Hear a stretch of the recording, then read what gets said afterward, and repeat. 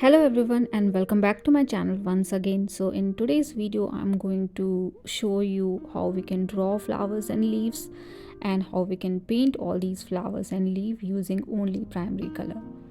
So let's learn how to draw these flowers first and then we are going to paint it. So I need an oval kind of shape in different direction based on your perspective of the flower. So I'm keeping two flowers, so one oval shape and two structure below to that to create outside petals. So something like this you can create. I'm keeping these flowers very simple because I need a little bit of white shade also in between. So you can create these kind of structure in different direction, and then you can divide the oval shape into two different oval shape sharing the same circumference, and then in between we can create multiple layers of petals. So I'm going to repeat the same thing what I'm going to do with the first flower.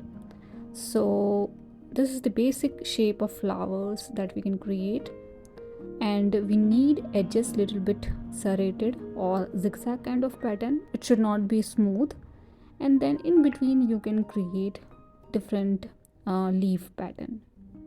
For the leaves also I am going to keep little bit serrated leaf, not deeply serrated but fine serration is needed. So something like this you can do.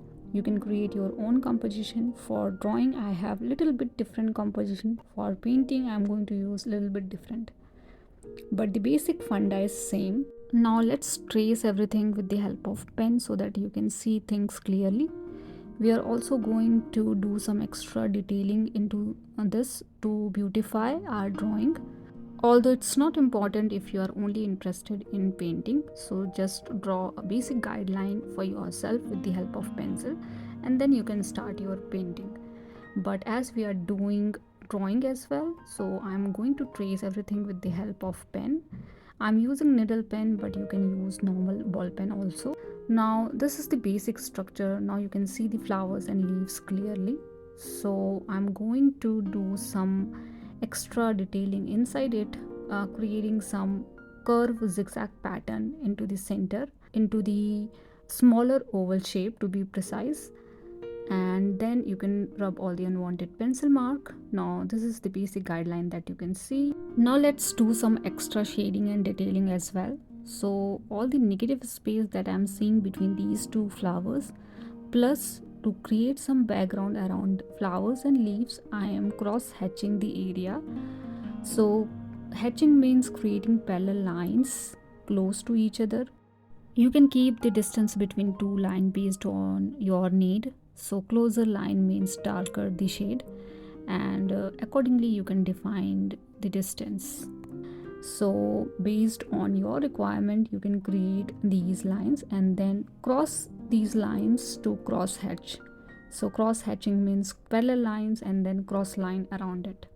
So I'm doing this process around my flowers and leaves. Now you can see this is more attractive because we can see the flowers and leaves more clearly. Now I'm doing the same thing for the leaves as well. So you can do this hatching process on both side of the leaf, or you can do only one side, or you can do halfway as well. So for some leaves I'm doing both the side. For some I'm creating these hatching process only one side. So based on your time and need you can do all these detailing slowly and gradually. I'm showing all these things in speed way so that we can save our time, but I think you have understood what needs to be done. So basically I'm repeating the same thing what I did with my first leaf, and then you can do some extra shading and detailing in the center part because that part should be darker as compared to the other area. I want to keep my flowers white and little bit hint of orange in it, so that's why I'm keeping my drawing as well like that only. So that's why I'm not doing much. You can also cross contour the corner of the flowers. Wherever you see the corner between two petals, you can cross hatch that particular area a little bit, and then you can do some stippling process. So stippling process means creating dots Again, the density of the dots depend on how much shading you needed. So more density means more darker shade, and less density means less darker shade. So as you can avoid this process as well, because I want to keep my flowers little bit on the white side. But if you are doing drawing, you can define these particular area with the help of stippling. So you can create dots, you can keep the density of the dot higher in the middle area, and then you can keep the density of the dots little lesser on the other area. So this is all about drawing. Now you can create your own composition, same like we did in the drawing. So I have already done my composition. So let's start how we can paint this particular flower. So today's video is important for two reasons. First, I'm only going to use primary colors, and second, tomorrow we are going to celebrate our Republic Day. So my all focus is on colors like orange, white and green, the colors of our Indian flag. So let's start the process. So again, I have created two flowers close to each other, and I want to wetten the area around the edges of my flowers. So make sure you're not ruining your flower composition or flower shape, and try to wetten the area around it, because our flower is mostly on the white side, so we need to take care of that thing. And to pop the white color, if you can do something around it with different other colors, you can see the white flowers better. So that's why I'm creating background around my flowers with the help of blue color. So if you mix blue and red together, you will get a little bit different shade. So you can use that color as well, although I am directly using blue color, which is the primary color. And I'm using only lighter shade, and I want to keep the background little lighter, because anyways we are going to create leaves as well. So keep the blue shade little lighter as compared to the green. And all the area where we have leaves, I'm doing some green shade around that.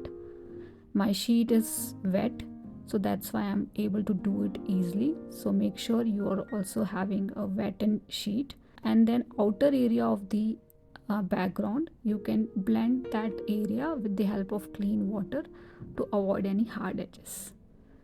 Now to differentiate between these two flowers, I'm adding little bit of blue in between. Now we have started seeing our flowers better. Now I'm going to create some leaves with the help of sap green color. So you can mix red and blue together to get different shades of green. To get different shades of green, you should have different temperature of red and blue color. So if you mix cool red and cool blue, you will get different green shade. If you mix warm red and warm blue, you will get different shade. So based on your temperature of color, you can have different shades of green in your palette. So as of now, I am doing leaf for the background. So these are little blurry leaves, and to make these background leaves, your sheet should be wetted enough so that it will spread a little bit. You also need to take care of water in your sheet, so it should not be very watery. So basically it should be damp, not too wet, not too dry. And that's how you can create background leaves first. So I'm creating multiple leaves for the background with the help of little lighter shade of green.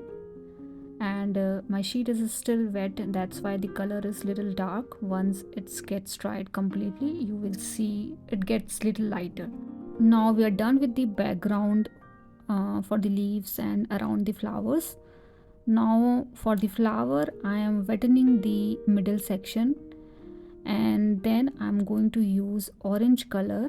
And I have created this orange color mixing cool yellow and cool red, and I'm only covering the middle section of the oval shape, keeping the negative space in between and little bit around the edges as well.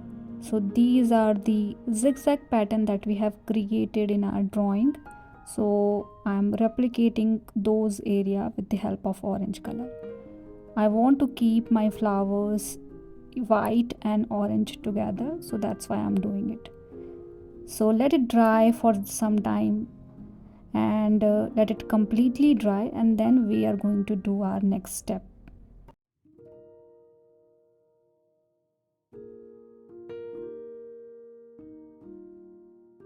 Now my sheet have dried completely. You can use masking tape as well if you're not comfortable doing it directly, although I have managed it without masking tape. Now we are done with the background. We can see the flowers clearly. Now we need little darker shade of orange in between, and we are also going to create leaves. So let's create the foreground leaves. So background leaves are a little bit blurry, as you can see. Now we are doing everything on the dried sheet so we can see the leaves clearly. So for the leaves I am using very simple technique. You can apply some pressure into your brush, move your brush left and right to create leaf kind of shape. And to add serration, you can tap your brush around the corner to get some serrated structure around your leaves edges. And you can get different shades of green based on how much amount of yellow color and blue color you are using, and also depend on what is the temperature of your color. I have already covered all these things in my previous video. I can give you a link into my description section so that you can understand what is warm color, what are the cool colors, how you can identify those colors, and how you can get different shades of color with the help of primary colors that we have. And as we are celebrating Republic Day, my focus is on only orange, white and green color. That's why I'm using these color for my painting. You can use any color whatever you like. And those who are not from India, 26th January is the day when the Constitution of India came into the effect in 1950, and that is why we celebrate our Republic Day on 26th of January. Now I'm repeating the same thing on the upper area as well. You can create as many as leaf you want. You can definitely use different shades and colors based on your choice, as I said. And I want to keep my flowers white, so I'm not going to overdo things much. I am going to get little hint of orange in between, and that's it. That's all we needed in today's painting. So let's do it.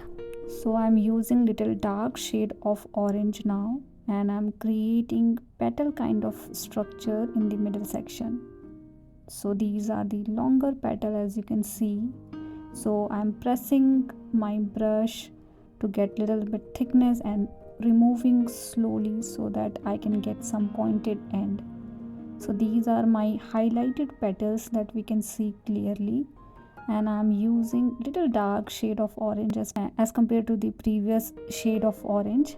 And then you can create some highlighted petals, and don't overdo it because we also want to keep our white color intact, so do not overdo it. Now once you're done with this particular shade as well, you can add more pigments of red into your yellow color, and then you can get little dark and vibrant orange out of it, and then you can do some extra petals in between. You can blend the petals a little bit with the help of clean water and damp brush. Damp brush again, not too wet, not too dry, and you can do until you will get satisfied with your structure. So I think this much is enough, and we are done with the flowers, leaves, petals and everything. Now we can see the green color, white color and orange color, all three color clearly. So I think I'm happy with my painting. Now I think I should add little more pigments of blue to create some background, so I'm doing it. So these small things you can do at the end to complete your painting. And we are done with today's video with the drawing and painting. So hope you have liked this video, and please do let me know if you guys have any feedback for me. And thank you so much for all your love and support and watching my videos. See you guys in the next video.